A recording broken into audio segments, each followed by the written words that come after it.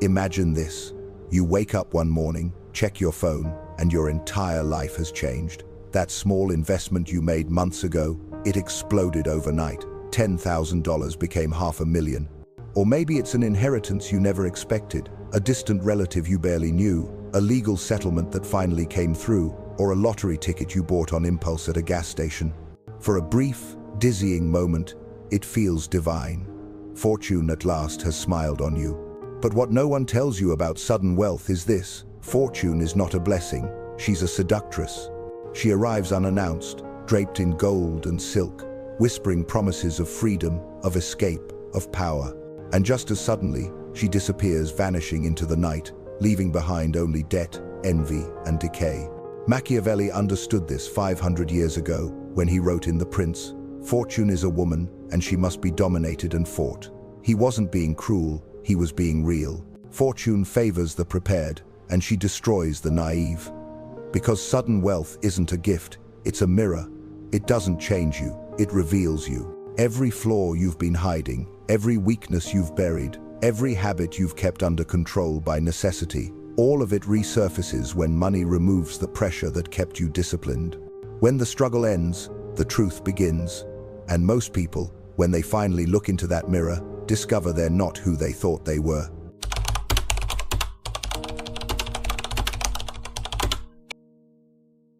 Let me tell you about Jack Whittaker. Christmas morning, 2002, West Virginia. Jack wins the largest single-ticket lottery jackpot in American history at the time, $315 million. He was already a millionaire, a successful contractor. But this was different. This was the American dream on steroids. Within 5 years, his granddaughter was dead from a drug overdose. His daughter followed soon after. His wife left him. He was robbed multiple times, sued constantly, harassed, threatened, and the money, gone. Jack Whittaker said later that winning the lottery was the worst thing that ever happened to him. He wished he'd torn up the ticket. This isn't rare. This is the pattern. 70% of lottery winners go bankrupt within 5 years. Professional athletes who sign multi-million-dollar contracts, 60% are broke within 5 years of retirement. Crypto millionaires, startup founders, the same story over and over. The faster they rise, the faster they fall. Why? Because they mistake wealth for wisdom. They think money is the answer, when really, it's just the question. The question is, do you have what it takes to keep it? Machiavelli wrote, "He who becomes prince through fortune alone will maintain his power only so long as fortune favors him." Translation: if you didn't build the skills to earn it, you won't have the skills to keep it. What feels like a blessing becomes an execution. And the first executioner? The world itself. Because the moment you reveal your fortune, you become a target.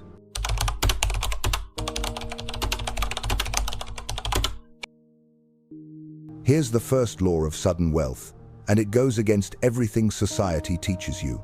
Hide it. Not because you're ashamed, not because you're paranoid, but because visibility is vulnerability. The modern world wants you to announce your success, post it on social media, upgrade your car, move to the penthouse, show everyone that you've made it. Machiavelli would call this suicide.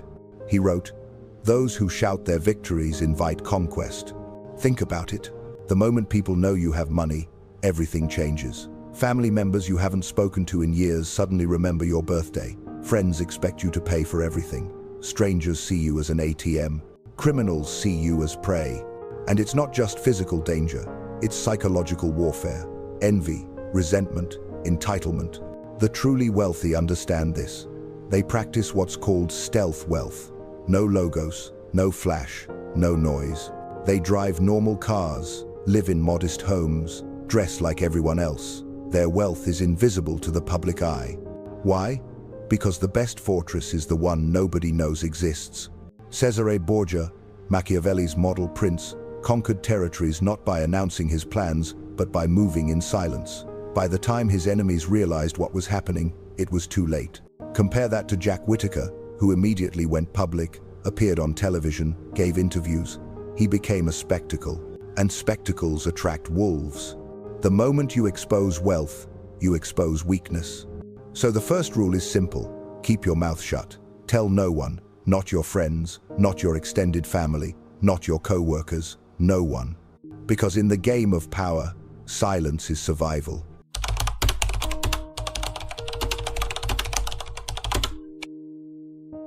But concealment isn't enough. You need protection. Machiavelli wrote, "A prince must build fortresses." But in the modern world, fortresses aren't made of stone, they're made of strategy. This is where 99% of people fail. They receive sudden wealth and they just hold it, in their own name, in a regular bank account, completely exposed. This is foolish. Real wealth is never owned directly. It's structured, hidden behind layers, protected by legal walls that most people can't even see. Think of it like this. If your wealth is a castle, you don't just stand at the front gate waving a flag. You build moats, tunnels, secret passages, multiple layers of defense. In practical terms, this means trusts, holding companies, limited liability entities, offshore structures if necessary, not to avoid taxes, but to avoid targeting. The Rothschild family understood this centuries ago. They never held assets in their own names. Everything was layered, structured, protected. That's why their wealth survived revolutions, wars, economic collapses. While others lost everything, they endured. Jack Whittaker, he held everything in his personal name. So when he was sued, when he was robbed, when people came after him, there was nothing between them and his money. No fortress, no defense. The principle is simple. Create distance between you and your assets.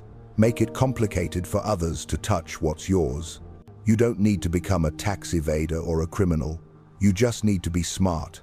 Hire a good attorney. Set up structures. Make it so that on paper, you're just another person. But behind the scenes, everything is protected. Discretion isn't paranoia, it's power. Because the moment someone can identify exactly what you have and where it is, you've already lost.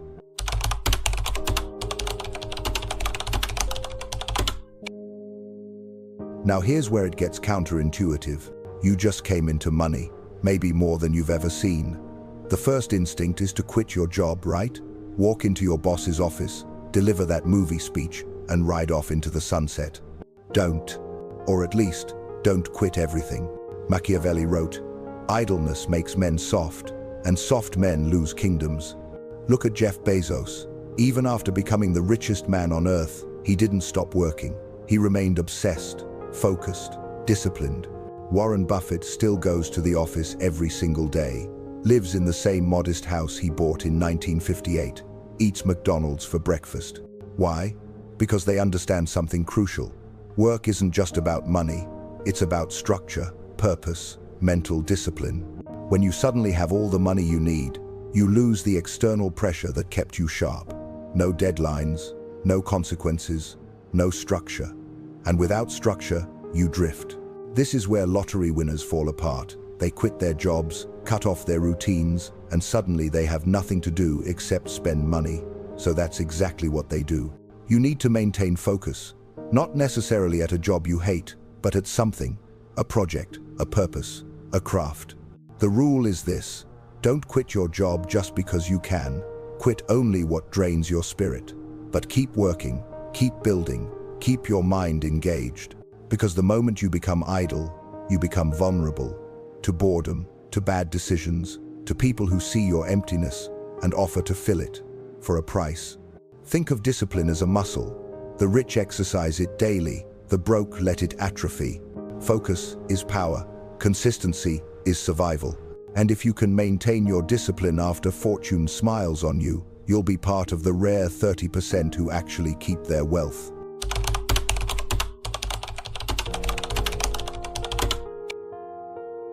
Let's talk about the enemy within your walls: debt. If you're holding any kind of high-interest debt, credit cards, personal loans, car payments at absurd rates, your first move is simple: destroy it.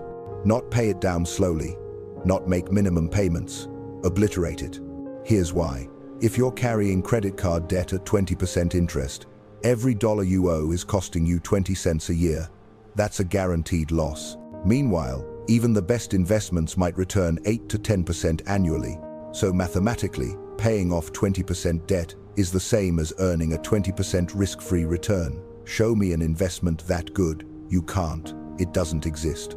Machiavelli said, "He who has not first laid his foundations may be able to lay them afterwards with great ability, but they will be laid with trouble to the architect and danger to the building." Debt is trouble to the architect. It's rebellion within your walls, a slow poison. And no matter how much wealth you gain, if debt is eating away at it, you're building on sand. This goes beyond math. It's psychological.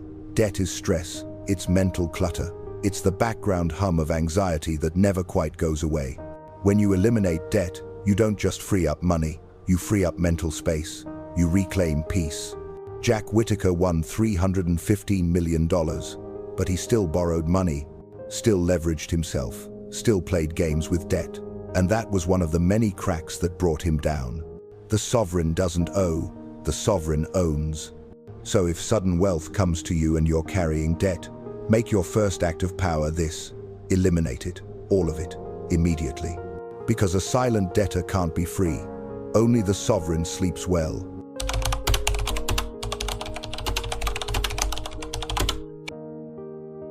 Now, we come to the most dangerous part. The people you love. Let me be clear. The biggest threat to your newfound wealth isn't the stock market. It isn't taxes. It isn't even your own spending. It's your family, your friends, the people closest to you. This is the emotional war, and most people lose it without even realizing they're fighting. Here's what happens. You come into money, word gets out, even if you try to hide it. Suddenly, cousin Mike needs a loan for his business. Your sister needs help with her mortgage. Your best friend from college has this amazing investment opportunity, and you want to help. Of course you do. These are people you care about. But here's the trap. The moment you lend money to someone you love, you've poisoned the relationship. Either they pay you back and resent you for it, or they don't pay you back and you resent them. There's no winning. Mike Tyson learned this the hard way. Earned over $300 million during his career, gave millions to friends and family, lent money to everyone who asked. And when he went bankrupt, where were they? Gone. Machiavelli wrote, "Men are ungrateful, fickle, liars, and deceivers." Harsh? Maybe, but often true, especially when money is involved. So here's the rule, and it's non-negotiable. Never lend money to friends or family. Ever. If someone you love genuinely needs help and you want to give it, then give it. As a gift, with no expectation of return, one time, that's it. Make it clear. This is not a loan. This is a gift, and it won't happen again. This does two things. First, it preserves the relationship. No debt hanging over you, no awkward conversations, no resentment. Second, it sets a boundary. People learn quickly that you're not a bank, and those who truly love you will respect that. This is what Machiavelli would call strategic compassion. You help, but you help on your terms. You give, but you control the giving. Because the alternative is chaos. An endless stream of requests, expectations that grow with every gift. And eventually, you wake up and realize you've been bled dry by the very people who claim to care about you. Be generous once, be used never.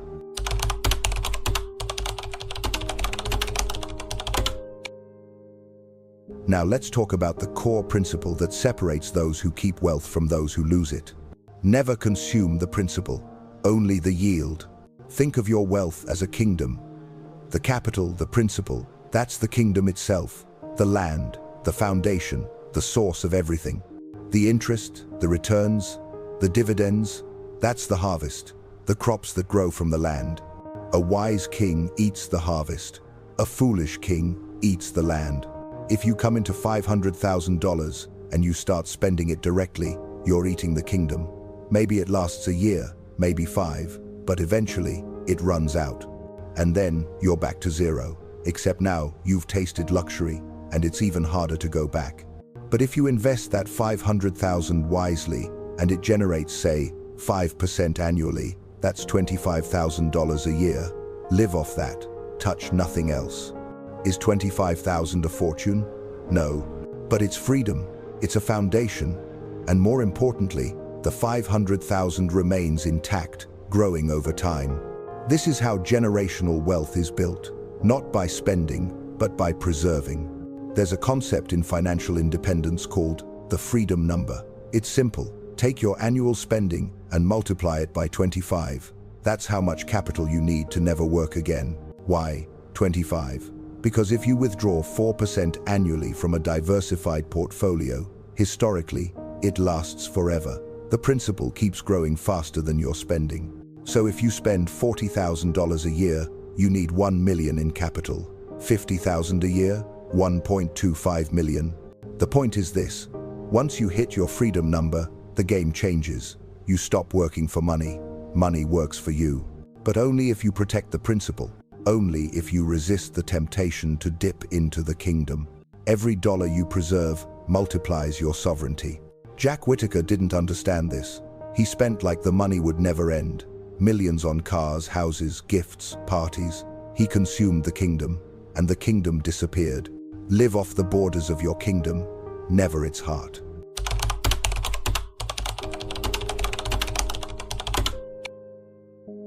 So you've hidden your wealth, structured it, maintained discipline, eliminated debt, set boundaries, protected the principal. Now what? Now you govern. You deploy your resources like a prince commanding an army.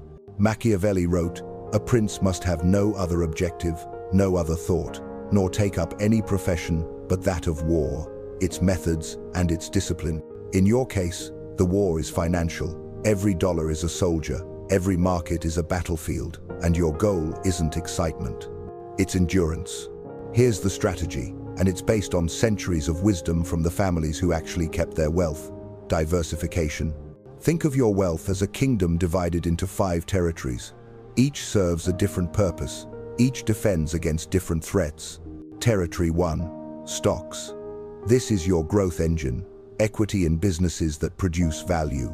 Over the long term, the stock market has returned about 8 to 10% annually. It's volatile, yes, but it's also the primary way wealth compounds. Allocate roughly 40 to 50% here. Buy index funds if you don't know what you're doing. Don't try to pick individual stocks unless you have expertise. Let the market do the work. Territory 2, bonds. This is your defense.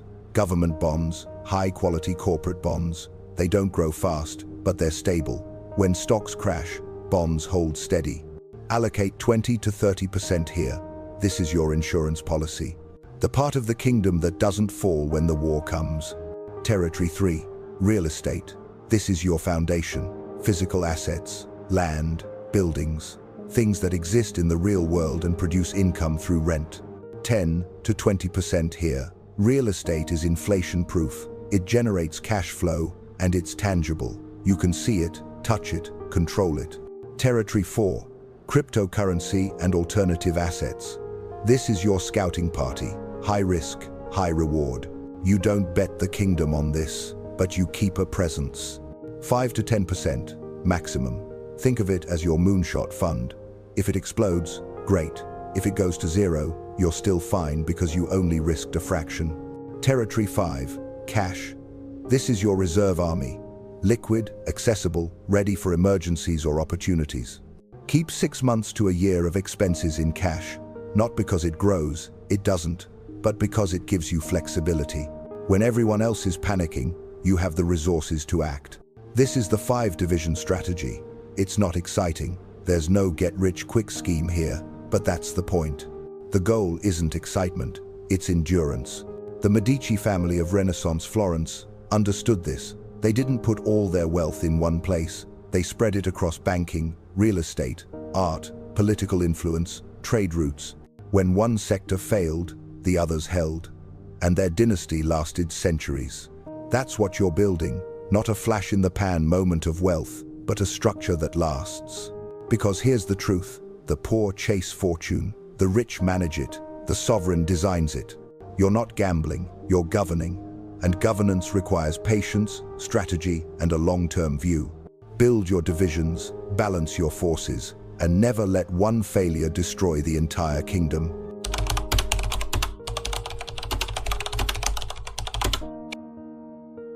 So here we are. You've learned the 7 laws. concealment, structure, discipline, debt elimination, emotional boundaries, principal protection, strategic investment.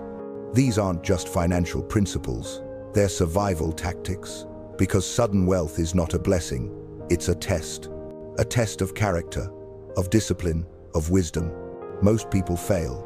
They let fortune expose their weaknesses. They spend, they show off, they trust the wrong people, they make emotional decisions, and within years, sometimes months, the money is gone. But you can be different. Machiavelli said, "It is better to act and repent than not to act and regret." Wealth is not noise, it's silence. It's not flash, it's structure. It's not luxury, it's leverage. The world will tell you to celebrate, to announce, to enjoy. And there's nothing wrong with enjoying your life, but do it quietly, do it wisely, do it in a way that preserves what you've gained. Build your fortress, guard it, grow it, and never let the world know where your crown lies. Because in the end, the prince who survives is not the loudest or the flashiest. It's the one who plans, the one who thinks 3 moves ahead. The one who understands that power is not about showing strength, but about having it. And if you can do that, if you can take sudden wealth and transform it into lasting sovereignty, then you've mastered something rare. You've turned fortune's smile into a kingdom that endures. Now go, build wisely, rule quietly, and may your legacy outlast the noise.